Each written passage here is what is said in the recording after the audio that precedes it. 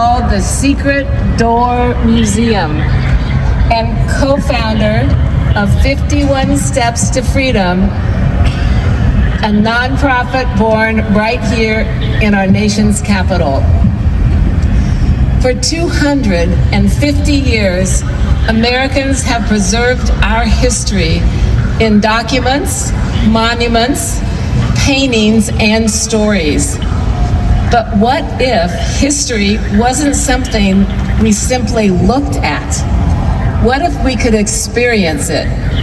What if the people, ideas, and moments that shaped our nation could come to life before our eyes?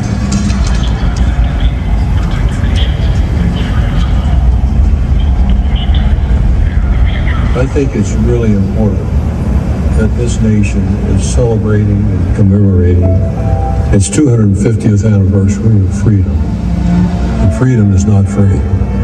It comes at a very high price. And as I think about this 250th anniversary, I think about one of the most beautiful paintings that I've ever seen, the painting of George Washington at Valley Fort.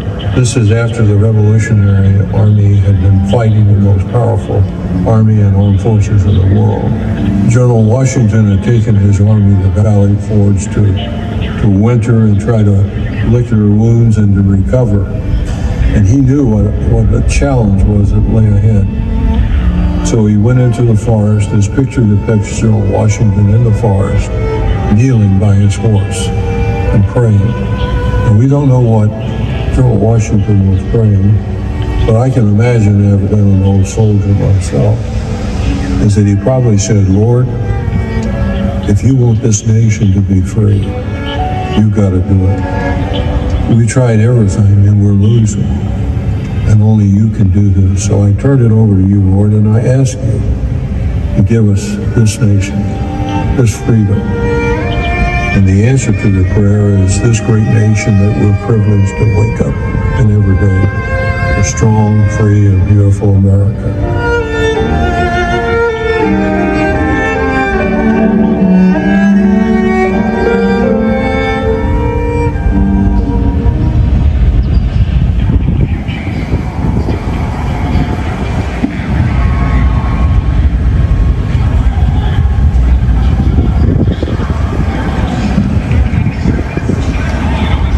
What you just witnessed is more than a remarkable piece of technology. It's a reminder that history is not frozen in the past. History becomes powerful when each generation discovers it for themselves.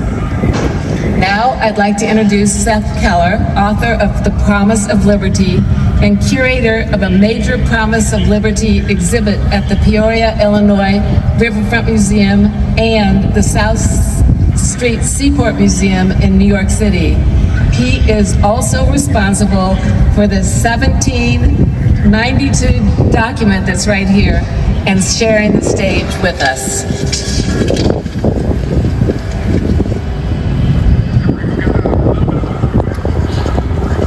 Most people look at documents like this and see history, a piece of paper. I see technology, not technology made of silicon and software, but technology, a system of organizing knowledge to solve problems, made of ideas.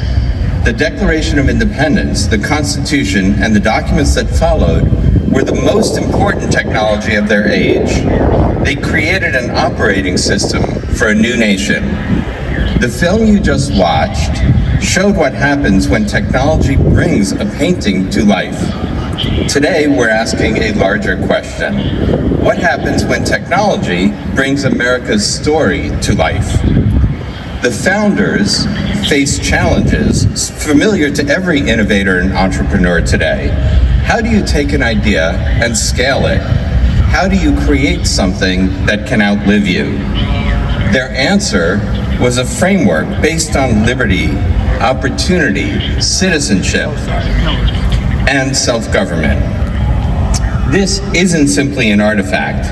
It's part of the source code of our nation. Every generation inherits that operating system. Should I keep going? It's part of this, every generation inherits that operating system, sparked by the Declaration of Independence and put into practice by the Constitution. Every generation updates it. Every generation is tested by it. And every generation must decide whether it will abandon it, preserve it, or strengthen it. Because, while history is preserved in documents, monuments, and records, it is lived by people. People who choose courage. People who choose service. People who choose action. And through studying their documents, records, and stories, we discover far more than facts. We discover lessons. Lessons in resilience, lessons in leadership, lessons in creativity, lessons in hope, lessons that help us understand not only where we've been, but how we move forward. Ladies and gentlemen, distinguished guests, and fellow citizens, my name is Frederick Douglass. I appear this evening as a thief and a robber. How can I say that? Because I stole this head, these limbs, my body from my master, and ran off with them. Because I was born enslaved. My early years were steeped in the bitter waters of oppression, my spirit caged by the iron chains of bondage. Yet within me burned an unquenchable flame of hope and desire for freedom. From my journey, you can glimpse the transformative power of freedom and the unyielding strength of the human spirit that have guided me from the clutches of slavery to the forefront of the fight for liberty. This pursuit of freedom was not merely a personal struggle. It was and remains a universal fight. For in the grand tapestry of humanity, each thread is interwoven, each fate entangled. My trek from the shackles of slavery to the heights of advocacy for liberty and equality mirrors the indomitable quest for human dignity that beats in every heart. For the liberation of one soul inevitably leads to the emancipation of another. Without a struggle, there can be no progress.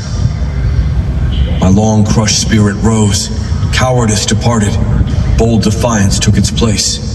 This defiance was born in the darkness of enslavement, where, unlawfully, I taught myself to read. Knowledge lit the path to my freedom, sparking an eternal flame of hope in me, and a fervent wish to dispel ignorance and prejudice. As I broke the emotional chains of slavery, I embarked on a lifelong crusade to shatter the fetters of ignorance and prejudice. My voice, once silenced by the tyranny of oppression and anger, found its power in the cause of justice. I speak not just for myself, but for all who were denied the basic rights of mankind. For the liberty of an individual is inextricably linked to the liberty of every soul. I would unite with anybody to do right, and with nobody to do wrong. I've learned that love, in its purest form, transcends all man-made boundaries of race, color, and creed. It sees not with the eyes of prejudice, but with the heart of understanding. My own life is a testament to this truth. In an era filled with division and strife, I found love in the most unexpected of places. My second marriage to a woman whose skin was the antithesis of mine was not just an act of personal affection, but a bold statement to the world. Let us strive together to build a world where love bridges the divides. Let this be our legacy, that we fought not just for our own liberation, but for the liberation of all mankind. Let us remember always that freedom for one means freedom for all. It is easier to build strong children than to repair broken men.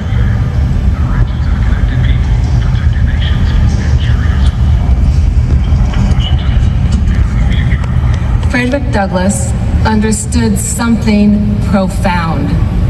America's greatness is not that it's perfect. America's greatness is that it continually strives to become more faithful to its founding ideals. The lives of George Washington, Frederick Douglass, Abraham Lincoln, Rosa Parks, and countless others remind us that history is not simply something that happened.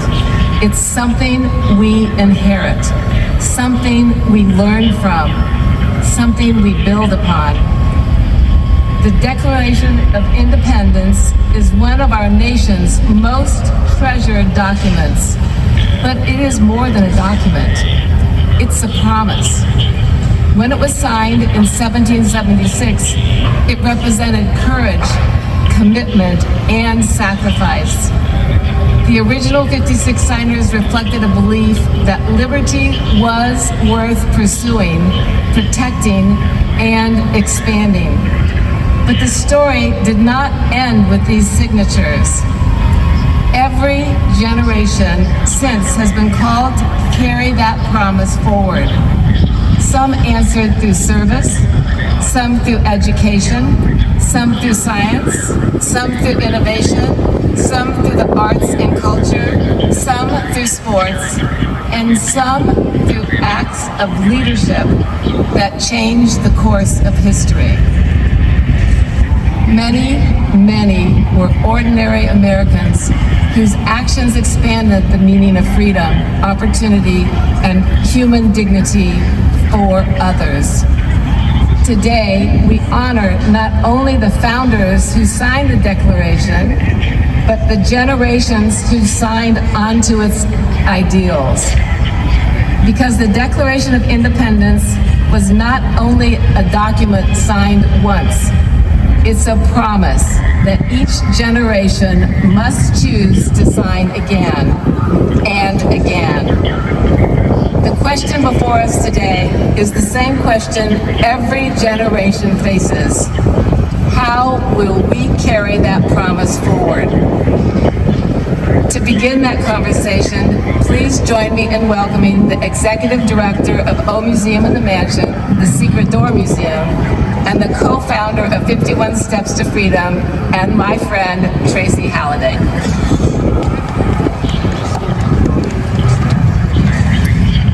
Hello, everyone. A quick favor before we begin. Let's take out your phone and scan the QR code that you see up there. We're saving something special for the end of this presentation, and you'll need to download the Hoverlay browser to experience it. Go ahead and download. I'll wait. It's really fun and worth it. So, how do we keep this promise we're talking about alive? The question is at the heart of 51 Steps to Freedom and signing the promise.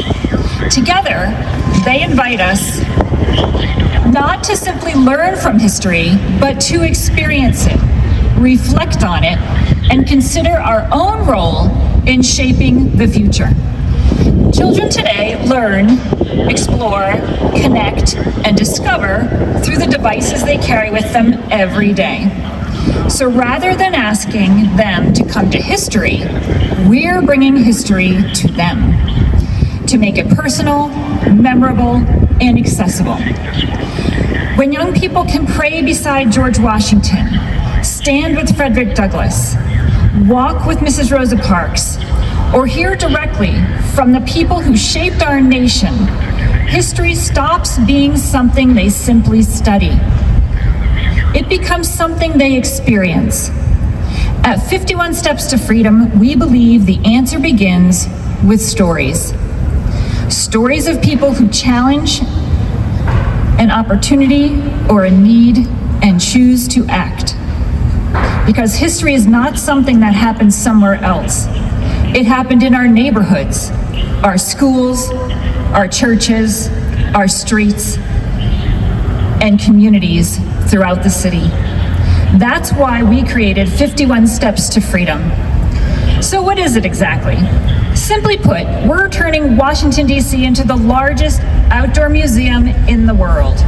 Using art, music, storytelling, and cutting-edge technology, we've created a one-of-a-kind immersive experience that brings America's path toward liberty and opportunity to life right where it happened. Let me explain.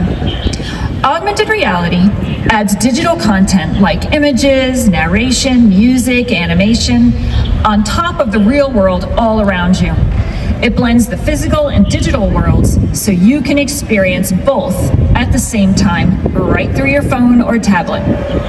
Think of it as Pokemon Go with a purpose.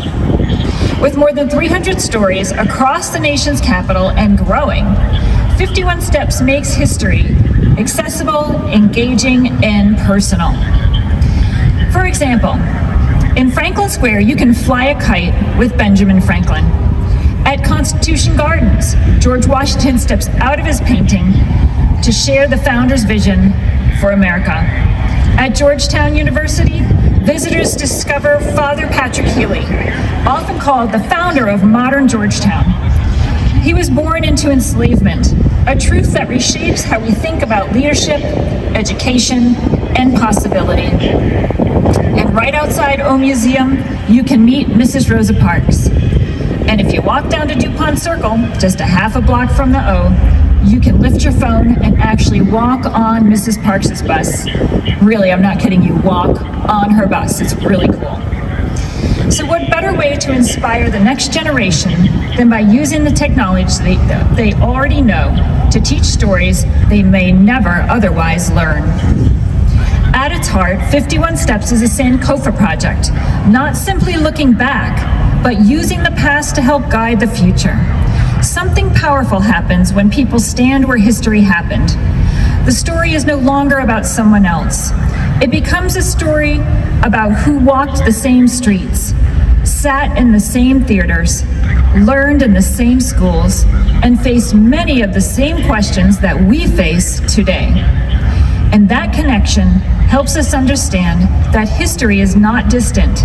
It is part of who we are.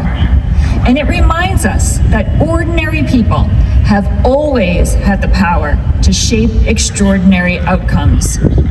As we prepare for America's 250th anniversary, that mission continues to grow. Because the stories we tell are not only about the past, they are about the choices we make today. We are not just about history. We are about action. We are about purpose. We are about carrying the promise forward. And we believe that when people connect with these stories, they begin to see that they can help write the next chapter too. Let me show you a little what that looks like.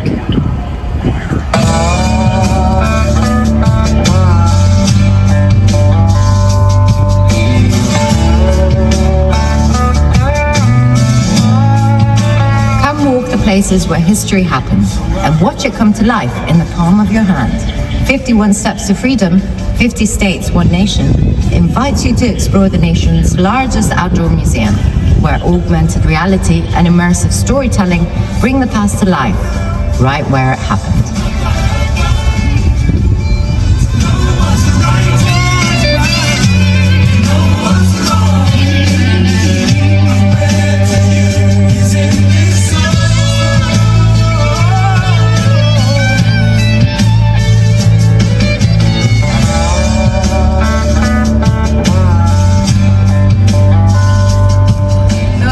Tickets, by the way, so if you download that, you can go throughout Washington. It doesn't cost you anything, and it's wonderful.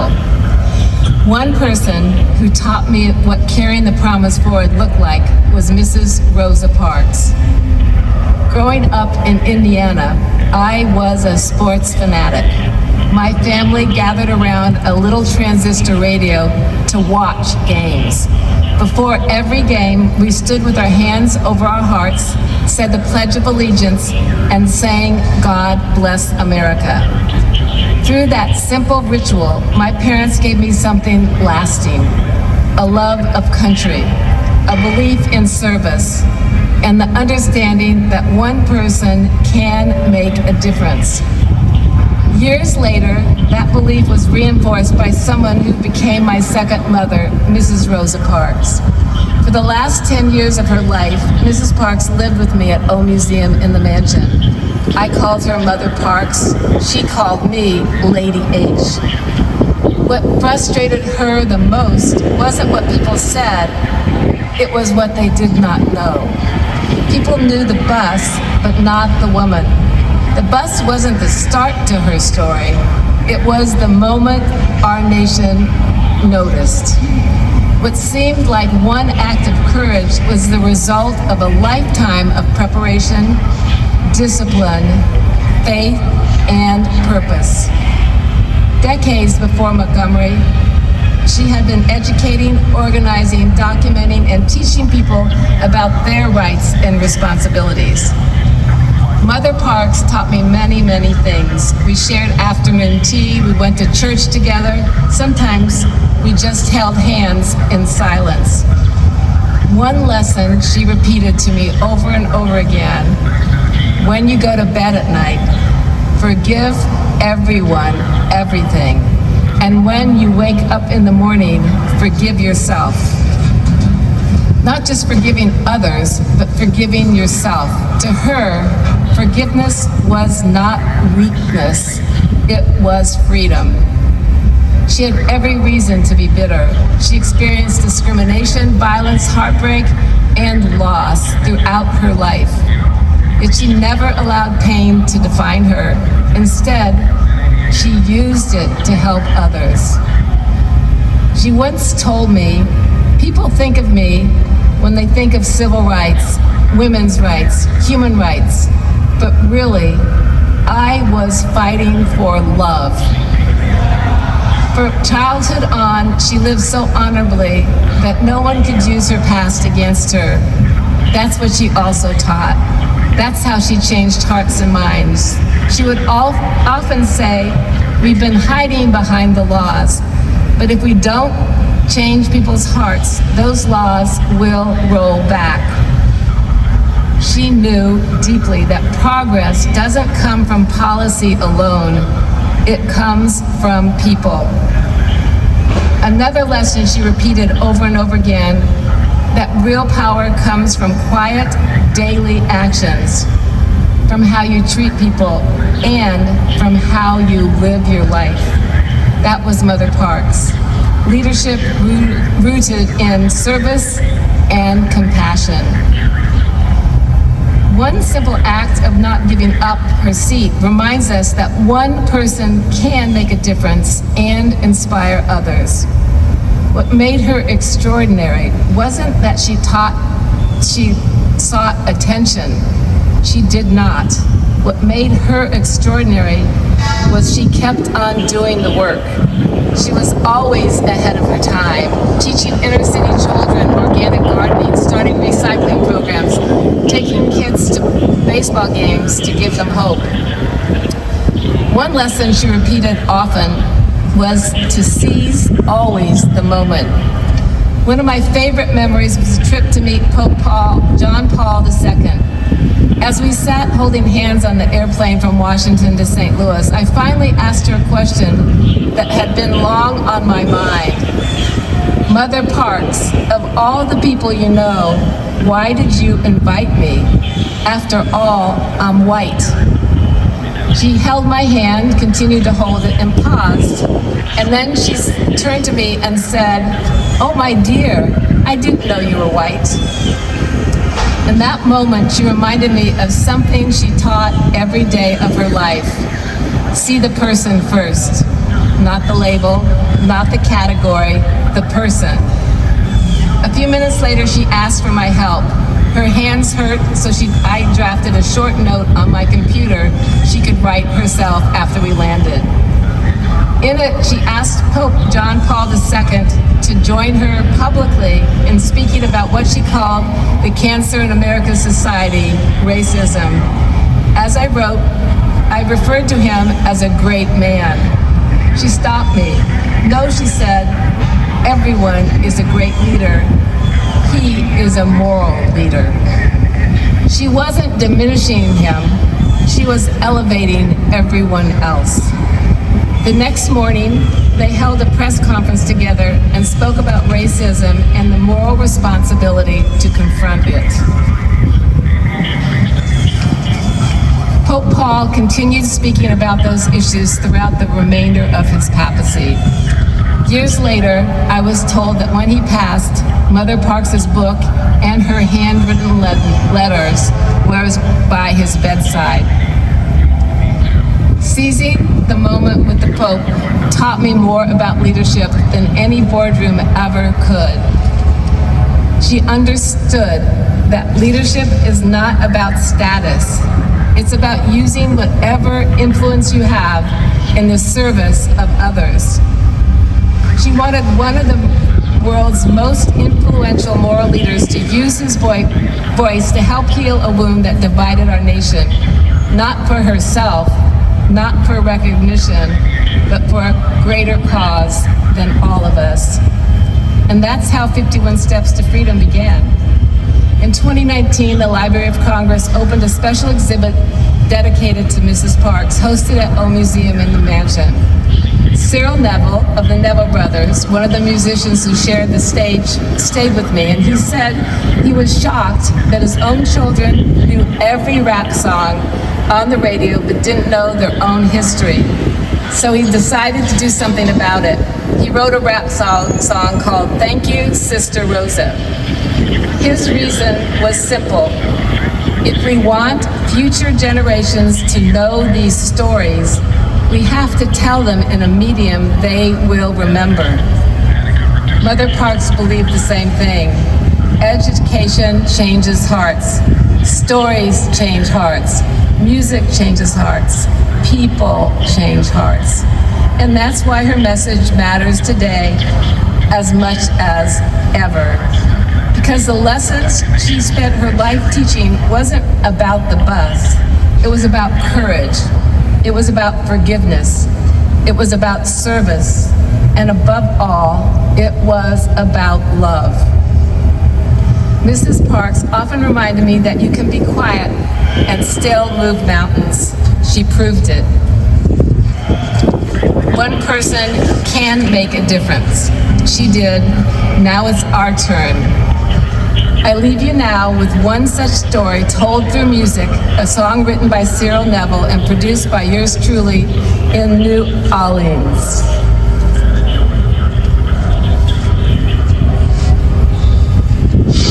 Dedicate this song here to the mother of the civil rights and the human rights movement, to my queen, to my sister, my mother, and strong women everywhere.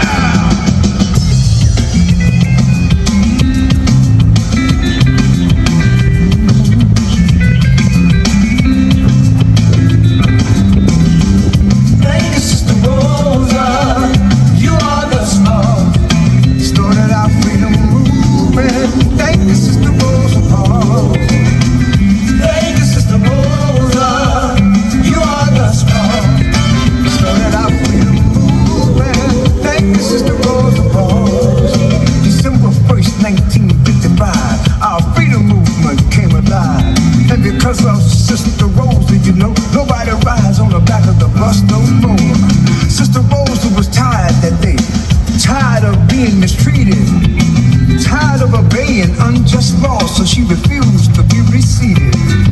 The bus driver said, "Yeah, you got to get up. A white man wants to sit there." She said, "No, that violates my rights. I've already paid my fare." Well, thank you, Sister Rosa, you are the spark. It started out freedom movement. Thank you, Sister Rosa. Well, I feel that all people should be free regardless of their color. the police came without bail and took Sister Rosa off to jail. $14 was a fine. E.D. Nixon told Martin, "Brother, this is our time." The people of Montgomery sit down to talk. It was decided all God's children should walk until injustice ceased to be, and we obtain freedom and equality. Thank you, Sister Rosa. Started our freedom movement. Thank you, Sister Rosa. I wanna thank you, Sister Rosa. You are the spark. Started our freedom movement. Thank you, Sister Rosa. So we really thank you. I didn't feel that I was being treated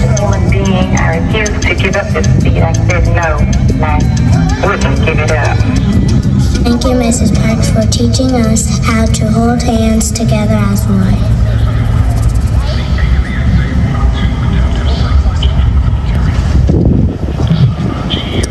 So throughout today's program, we've talked about people who have helped move freedom forward. Different generations, different paths. But they all understood one important thing.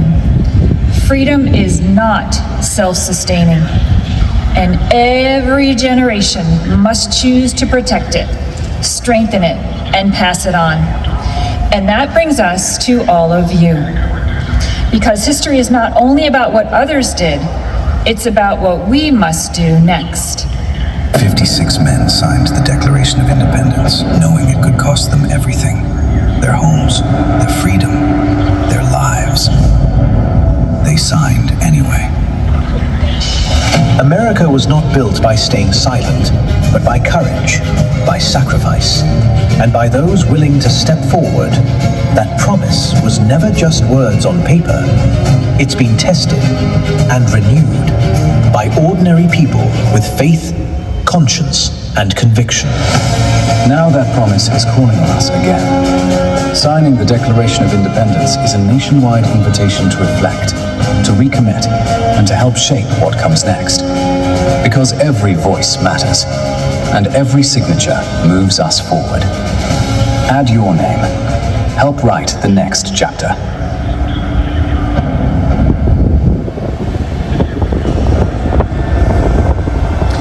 All right, friends.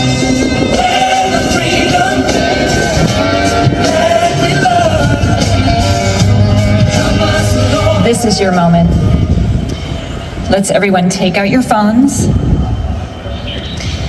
and scan the QR. Your browser should be downloaded by now. Hold up your phones, let's do it together. Once you've scanned the QR, you'll tap the button that says Sign the Declaration of Independence. Now today we're not asking you to sign a document, we're asking you to sign on to an idea. The idea that freedom, opportunity, and citizenship are not inherited once and for all. They are carried forward by each of us. When you've signed your name, pan your phone up to see the extraordinary monument you just added your name to. Then look around this space.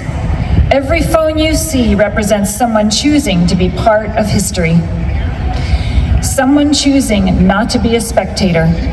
Someone choosing to help shape the next chapter. Now, because you've already downloaded this Hoverlay browser, your experience doesn't end here. The 51 Steps to Freedom Trail is available in the browser's local channel throughout Washington, D.C., with hundreds of stories waiting to be discovered right where history happened. And if you're joining us at the Giant Barbecue Battle this weekend, be sure to stop by to experience additional stories from the 51 Steps Trail right there. Simply scan the QRs that you'll find along the walls facing the Capitol. We invite you to continue exploring, learning, and experiencing history long after today's program. Thank you.